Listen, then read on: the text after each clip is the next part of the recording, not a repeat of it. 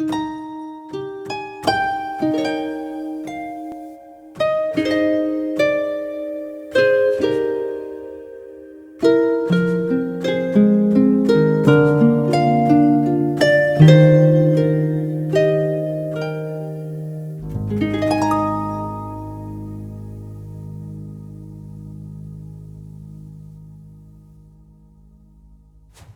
I've set up my new antique terracotta nativity.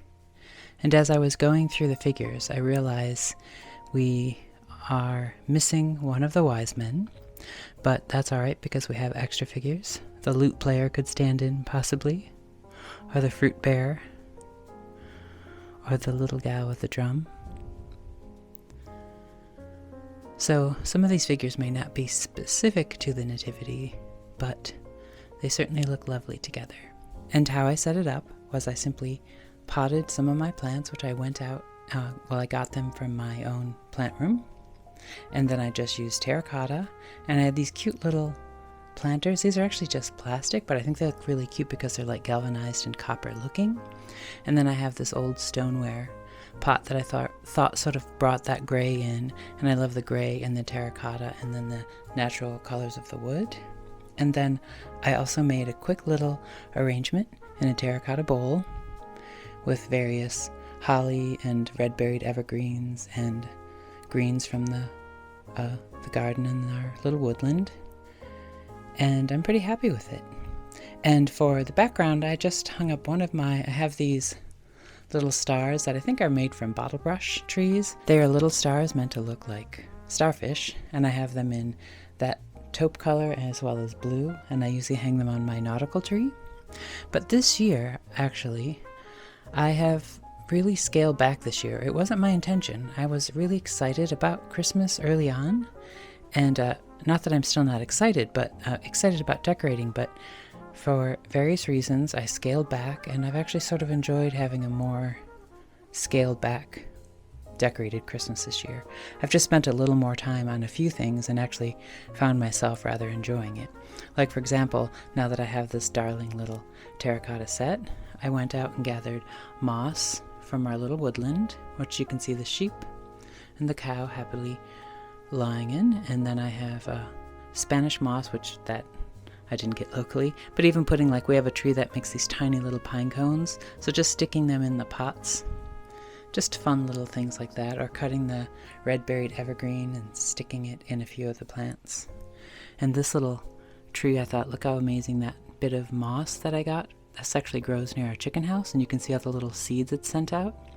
So I just had fun doing those simple little things. And it's the same with the background. I was going to decorate this blue wall here in my studio with more bulbs and things hanging down, but I thought just a simple star representing the star who guided the wise men to the nativity and the angel proclaiming it. I thought that was all it was really needed.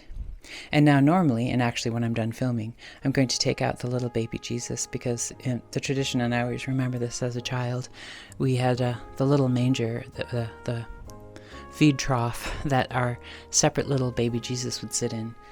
You could take them apart and it stayed empty until Christmas morning, and I would get up Christmas morning and I'd keep the little baby Jesus in my bedstead, which is probably, I'm not sure if that's sacrilegious, but I would take it down with me in my pocket so that Christmas morning I would put it in the manger of the nativity.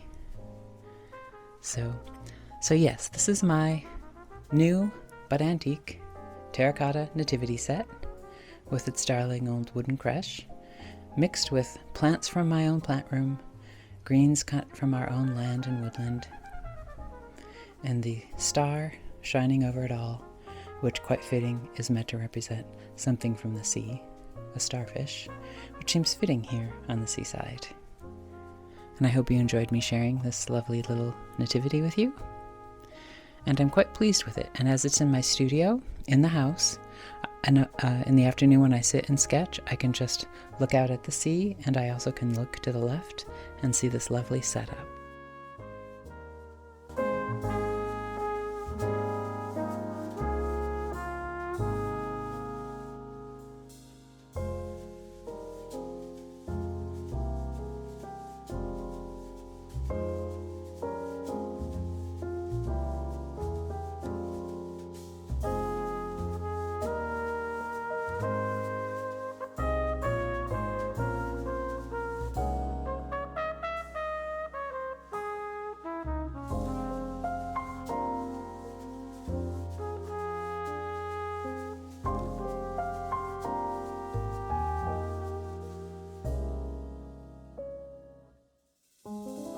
Well, thank you for joining me for today's short little Christmas vlog. Hope you enjoyed my terracotta nativity.